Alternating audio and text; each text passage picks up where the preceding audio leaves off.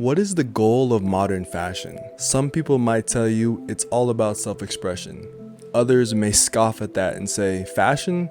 It's all about making money. And some might say, fashion is about craftsmanship. What would you say? Recently, I pushed myself to read one of fashion's most decorated books, Ametora, by David Marx. If you know, you know, and if you don't know, you're about to find out. Japanese Americana as a genre within fashion has always interested me ever since I discovered it about 2 years ago. And after reading Ametora, I felt maybe as inspired as I've ever been about Japanese Americana. Here's my perspective on how Japan saved American style.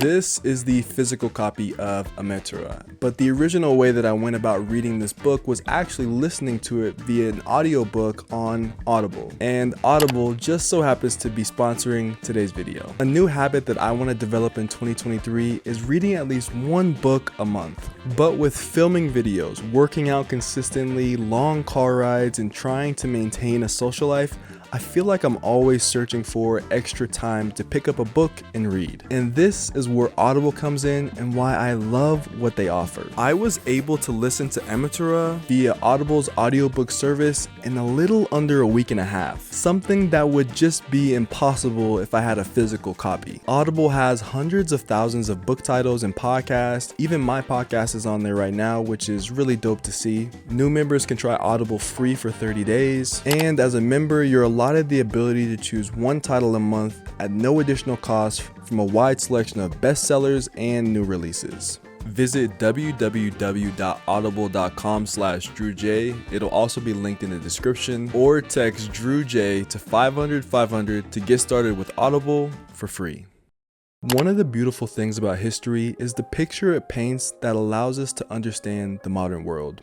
The past always informs the present. And in the case of Japanese Americana, there's a ton of tiny decisions made by a small group of business people, businessmen and women that helped usher American fashion and Americana into Japanese society. The first chapter of Ametora is titled A Nation Without Style. Every society in every country has humble beginnings, and this is the same for the island nation of Japan, whose isolationist foreign policy isolated it from the world up until 1868. 1868 is an important year for Japanese society, and subsequently an important year for Japanese Americana. 1868 marks the legendary period of what is called the Meiji Restoration, in which Japanese society began to shift dramatically. In the US, we learn about the Industrial Revolution and its impacts. In Japan, they learn about the Meiji Restoration and its impacts. But how does culture spread from society to society? The answer can be simple: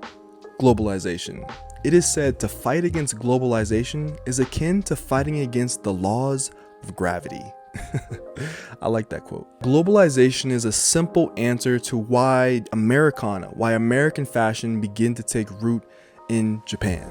The more nuanced answer involves World War II, propaganda, and cultural innovation. And Ametora gives a lot of credit to one man in particular, who not only observed what American style looked like in the mid-20th century, but also coveted it. This man's name was Kensuke Ishizu. And if you're a true lover of Japanese Americana, that means you're a true lover of its founding father, Mr. Ishizu. Quote, "The widespread adoption of American style in Japan took several decades, but the very beginning can be traced back to a single individual, Kensuke Ishizu."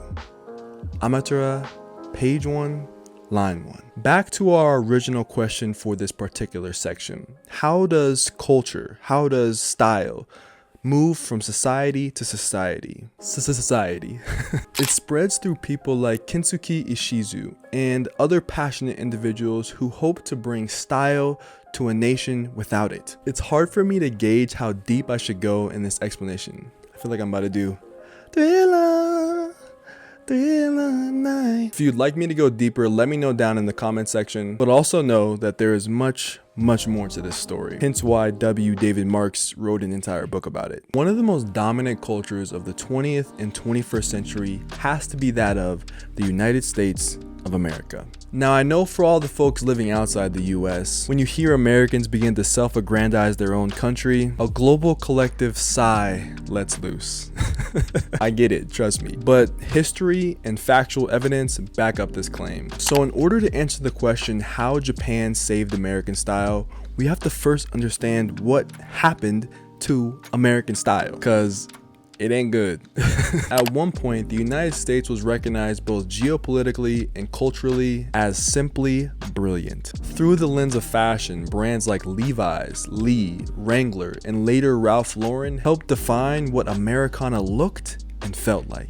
And in addition to that, Ametora goes into detail about how Ivy League styles helped influence a large group, or rather a small group of niche fashion enthusiasts in Japan, and helped define what coolness was for an era. The marketing of both America and Americana was probably most intoxicating in the 1950s, 60s, and 70s. But during the mid-70s, something sinister began to transpire in America. And I'm being a bit dramatic, but then again, not really. Fueled by greed, demand, and profits, a huge swath of American corporations, both in the fashion industry and outside, began to shift their manufacturing away from the confines of the US, which resulted in an increased output of particular fashion items, but a decreased quality of those same items. Meanwhile, in Japan, people like Yasuhiko Kobayashi love the made in USA variants of the fashion coming from America.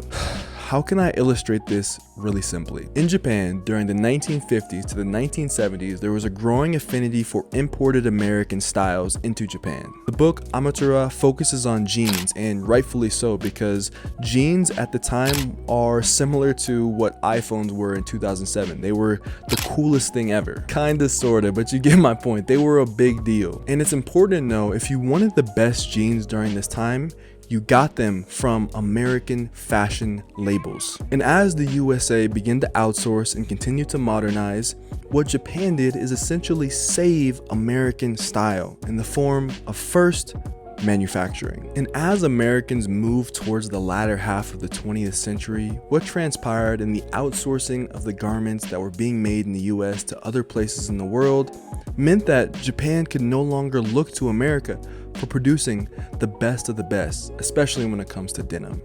So, what did the Japanese do?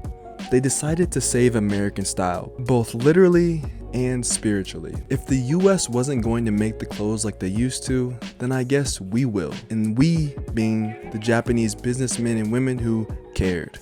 Great style is in the details, and the Japanese of this time period both knew that and respected that. Now, in the past, I've referenced different articles talking about how Japanese businessmen in the fashion industry wanting to make American products like they used to be made would go to America and buy some of the original machines that made the original clothing, which there is evidence of that. But I've had some fashion heads reach out to me and say, Drew, that's not true. It was done differently and yada, yada, yada, which I respect. I'm not saying I don't respect their opinion, but I've heard the backlash from that comment. So I think it's important for me to say both sides. While there is evidence that Japanese businessmen, fashion businessmen, bought the machines that were being used in the US and imported them, there's also evidence of Japanese society and businessmen and fashion labels developing their own systems to create the clothing that imitated what was made in the 50s, 60s, and early 70s when it comes to denim and other garments. Stay with me here. The first way that Japan saved American style was by honoring the original manufacturing techniques, the techniques that produce the highest quality goods that we know to date. The second way that Japan saved American style, and I'm gonna have to read this because the way I wrote it, I feel like I have to read it. The second way Japan saved American style is the way in which Japanese Americana preserves the essence of the golden era of US cultural dominance, meaning the Japanese have found a way to honor and preserve some of the most valuable aspects of Americana. And they've done this with the clothing that they produce from the most iconic Japanese Americana brands. Brands such as Beams, Van, Visvum, and Capital, to the legendary Osaka 5 denim companies, Full Count, Ibisu, Studio de Artisan, Denim, and Warehouse, to countless other companies that used Americana, scratch that, used Japanese Americana as their North Star for design and creativity. And that distinction, Japanese Americana, is really important because Japan didn't simply copy and paste Americana into Japanese society and Japanese wardrobes and called it a day. There's a reason why it's called Japanese Americana and not just Americana in Japan. I think that's why I'm so interested in it. Americana is only appealing to me up until a certain point, and then it gets a little bit okay. But the combination of two cultures coming together to make something completely unique and new, I find that so interesting, and is why I will continue to explore everything there is to know about Japanese Americana. Should we make more videos in the future talking about the ties between Japan and the US when it comes to fashion? Let me know, and if I missed anything significant, or if there's anything that you like about this story of Japanese Americana, leave that down in the comments. I cannot wait to read and learn a little bit more with people who are even more passionate than me. In this new year, I'm also trying to push myself to research more and speak clearly on topics that involve facts, but also where I can imbue and add my opinion to the mix. And Japanese Americana is something I've talked about a lot on this channel, and if you guys want me to, I'll talk more about it. Shout out to Audible for sponsoring this video. Reading has been such a source of joy in my life, and if you can listen to it while you're doing something else, it's nice, man. It's nice. As always, I'm spreading peace, love, and positivity in 2023. So that means I'm spreading peace, love, and positivity to you from me. I still gotta get used to that. To you from me. Wherever you are in the world, have a wonderful rest of your day. Abianto. Peace. Yo, what is good? Post vid. Here's a fist bump for the one time bop. Thanks so much for sticking to the end. Oh, you didn't think I was gonna get a second time, man? Bop. Thanks so much for staying to the end of the video. Gotta sneak in the 2 times in there. Post vid question of the day is, what other YouTubers are you currently watching? What are some other content creators that you're a fan of? I'll be very curious to know down in the comments. Hashtag PVV when you answer that question so I see it. For me, there's a couple I've been loving. I think Siobhan Salmon is one that's in the tech, like YouTuber space. Kind of reminds me of this dude called MKBHD. I don't know if you know him, Marquez Brownlee, but Siobhan Salmon is like a different version of MKBHD, and I like his style. He's from Toronto. And another kind of vlog, more lifestyle content girl I've been watching is Sydney Zora, also from Toronto. Weird that they're both from Canada. Just realized that. But yeah, those are my 2. Let me know if you have any content creators you've been a really big fan of other than me. If you say me, I'll be very honored. But of course, I'm trying to learn some more content creators. Anyways, this video is going on too long. Love you guys. Peace.